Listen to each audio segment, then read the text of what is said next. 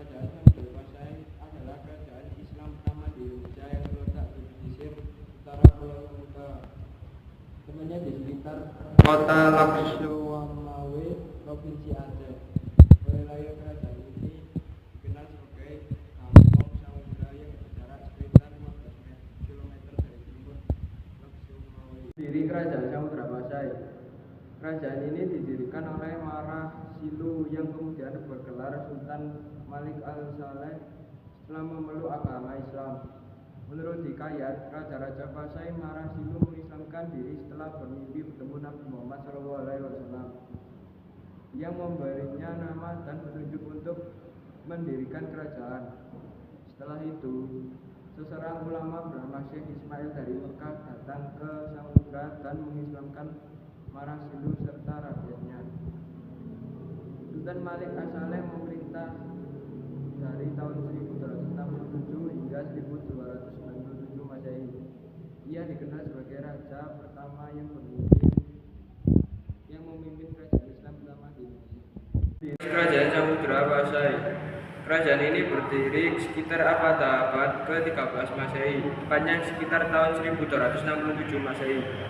Pendiri kerajaan ini adalah Sultan Malik Al-Saleh, seorang bangsawan lokal yang memeluk agama Islam dan kemudian menjadi sultan pertama di Samudra Pasai. Silsilah raja. Raja pertama pada Kerajaan Samudra Pasai adalah Sultan Malik As-Saleh pada tahun 1285 sampai dengan 1297. Strateginya yaitu yang pertama perdagangan. Sultan Malik As-Saleh memanfaatkan posisi yang strategis kerajaannya yang berada di jalur perdagangan maritim untuk menarik pedagang dari berbagai negara seperti negara Cina, India, Arab, dan Persia. Lalu yang kedua ada penyebaran agama Islam. Sultan Malik As-Saleh berusaha menyebarkan agama Islam di Samudra Pasai dan sekitarnya. Dampaknya yang pertama, perdagangan, meningkatkan ekonomi dan membawa kemakmuran bagi kerajaan dan menjadi sumber kekayaan bagi sultan dan para pedagang juga. Selain itu, kerajaan ini juga dikenal oleh banyak negara. Lalu dampak yang kedua yaitu penyebaran agama Islam, membuat kerajaan Samudra Pasai menjadi pusat kebudayaan dan keagamaan yang penting.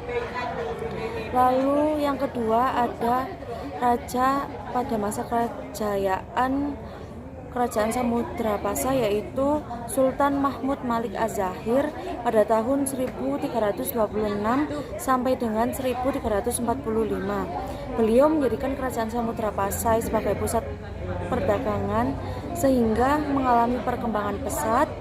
Kerajaan Samudra Pasai berada dalam masa kejayaan ketika dipimpin oleh Mahmud Malik Az-Zahir. Ibnu Battuta sendiri juga tidak bisa menyembunyikan kekagumannya dan menggambarkan Samudra Pasai sebagai sebuah negeri yang hijau dengan kota pelabuhan yang besar dan indah. Lalu yang ketiga ada raja akhir pada kerajaan Samudra Pasai yaitu Raja Sultan Zainal Abidin pada tahun 1514 sampai dengan 1517. Strateginya yang pertama melindungi kekuasaan. Beliau berupaya mempertahankan kedaulatan Samudra Pasai di tengah persaingan dengan Kesultanan Malaka dan ancaman Portugis. Lalu yang kedua ada mempertahankan dominasi wilayah, yaitu mempertahankan wilayah perdagangan di jalur perdagangan antara India dan Cina. Dampaknya yang pertama yaitu melindungi kekuasaan. Sultan Zainal Abidin sempat meminta bantuan kepada Kesultanan Malaka. Akan tetapi, bantuan ini justru mempercepat keruntuhan Samudra Pasai. Lalu dampak yang kedua ada hilangnya dominasi perdagangan.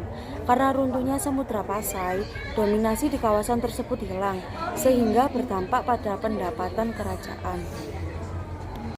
Dari Kerajaan Samudra Pasai. Samudra Pasai adalah kerajaan Islam yang terdapat di Sumatera. Kerajaan ini didirikan oleh Marah Silu atau Sultan Malik Al-Saleh pada 1276 Masehi dan runtuh pada abad ke-16 Setelah beberapa abad berkuasa, terdapat beberapa peninggalan kerajaan Samudra Pasai yang berhasil ditemukan. Lalu peninggalan tersebut kemudian digunakan para ahli sebagai sumber sejarah, yaitu ada makam raja-raja, lonceng Cakradonya, dirham, relief, dan stempel kerajaan Samudra Pasai. Lalu ada akhir kerajaan Samudra Pasai. Kerajaan Samudra Pasai mengalami keruntuhan di bawah raja terakhir, yaitu Sultan Zainal Abidin. Penyebab runtuhnya kerajaan Samudra Pasai dipengaruhi oleh dua faktor, yaitu faktor internal dan faktor eksternal. Untuk faktor internalnya yaitu karena adanya konflik kerajaan yang terjadi pada akhir abad ke-14. Konflik ini terjadi disebabkan oleh perang saudara dan perebutan kekuasaan di dalam istana. Untuk menyelesaikan konflik ini, Sultan mencari bantuan ke kerajaan Malaka. Pada awalnya, bantuan tersebut membuahkan sebuah hasil. Akan tetapi, bantuan dari kerajaan Malaka membawa dampak lain yang membuat kerajaan runtuh. Lalu yang kedua ada faktor eksternal, yaitu faktor eksternalnya diserang oleh kerajaan Majapahit dari Jawa Timur yang membuat kerajaan Samudra Pasai runtuh.